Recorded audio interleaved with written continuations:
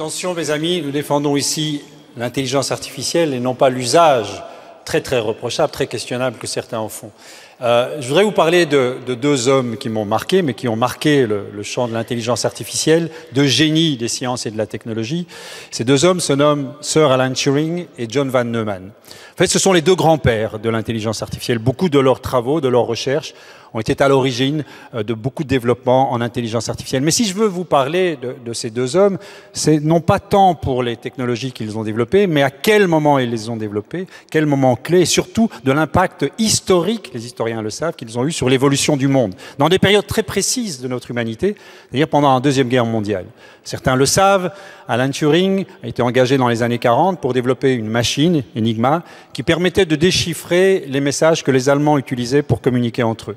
Cette machine a permis aux Alliés de parer et d'optimiser des campagnes navales que les Allemands essayaient de prévenir, de comprendre, et d'optimiser des choses aussi simples que le débarquement de Normandie.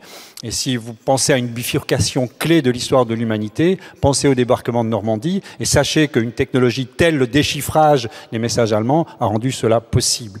Deuxième homme, plus ou moins à la même période, et un des deuxièmes grands-pères de l'intelligence artificielle, John von Neumann.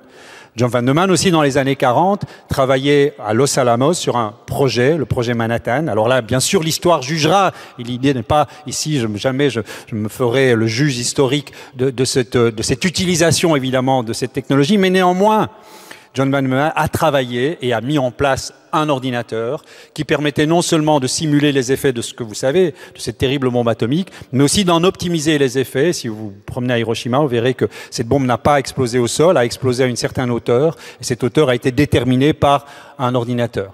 Bien sûr, personne ne discute, et l'histoire jugera de l'utilité de la bombe atomique à cette période clé de l'histoire. Mais justement, ces deux hommes ont été à l'origine d'une bifurcation par les technologies qu'ils ont inventées. Les technologies ont remis l'humanité sur les rails, qui nous ont permis, dans ce cas-ci, évidemment, de participer à la victoire sur les ennemis.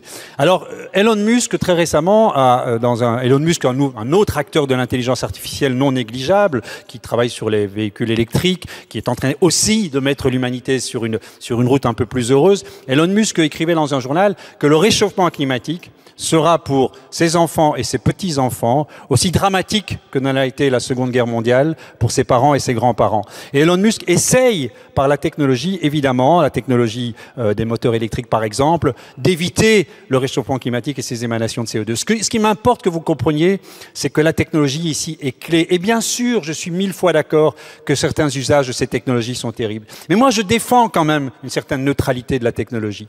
Même si la technologie porte en elle les germes de 99% d'utilisation maléfique et 1% d'utilisation bénéfique, même si elle porte ces germes en elle, c'est à nous de décider de cet 1%, de cette bifurcation positive. Ne jetons pas, s'il vous plaît, le bébé de l'intelligence artificielle avec ce qu'en font, avec l'eau du bain qu'on cultive, les monstres technologiques auxquels vous avez fait allusion, les Google, les Facebook, le profilage. Quand vous parlez du profilage et du crédit social en Chine, c'est bien sûr quelque chose d'épouvantable et qui fonctionne grâce à l'intelligence artificielle, qui fonctionne grâce à la reconnaissance faciale.